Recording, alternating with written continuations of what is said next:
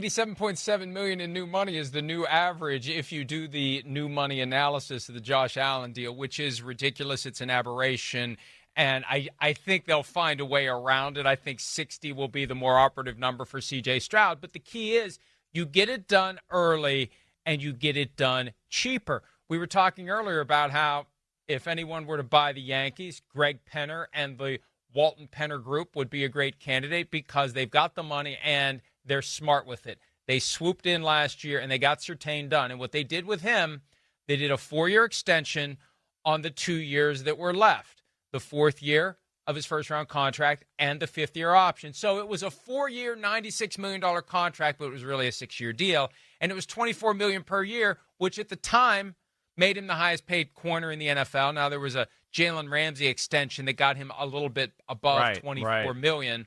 And some would say it's kind of past the time for Jalen Ramsey to be the highest-paid corner in the NFL. But hey, if you can get it, go for it. Go get it, baby. Yeah. But now, Surtain's got to be thinking, shit, man. Sorry, London, Liverpool, Manchester, etc. It's 30 now. It went from 24 to 30 in a year, but you put that money on the table last year for Patrick Surtain, he ain't going to say no. That's where the smart, properly functioning teams do things that benefit the organization. We did the deal. We gave him multi-generational wealth, and we saved some money by moving quickly. Because if they had waited, the guy's the Defensive Player of the Year. If they had waited until now, what's going to happen? It's going to be over $30 million a year in new money average for Patrick Surtain. Now they would have gotten year 4 cheap, but they'd be paying a lot more than they paid a year ago to get him signed to a long-term deal. Agreed. Right. And it just causes problems. And we talk about it all the time. Why wouldn't you want your best players, right, being happy? The guys that you want to lead your team and you want to lead your locker room and provide great messages to the locker room. Do you want star player who's going to give the side eye and talk crap about the team a little bit and throw jabs at everybody involved in the organization until they get paid for a year or so? And start, ongoing jokes about the team because they're not doing or taking care of their players? Or do you want a locker room where, man, everybody loves them, this is a great place, and, man, we're all on the same page, and they show us love here? And that's what football players want. They just want that respect there. And I think that's where it goes over strong right now. And I think that's where you see D'Amico Ryan and Nick Caserio. It just seems like there's always a good, positive message coming out of Houston right now. One of the things I say all the time, you want to create a system where your young players recognize if you do what's expected of you, if you achieve at a high level, your financial reward will come here. You're not going to have to go somewhere else to get paid.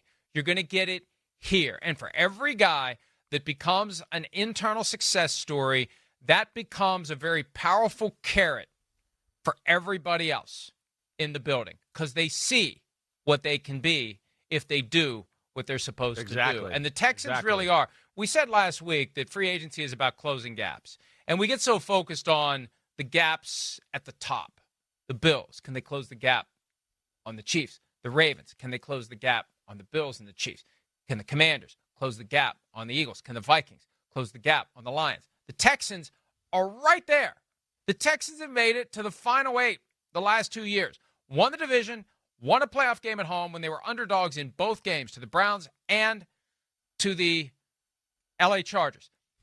And they're trying to close the gap on the teams that are currently ruling the conference. Ravens, Chiefs, Bills. Ravens, Chiefs, Bills. Well, Chiefs, Ravens, Bills.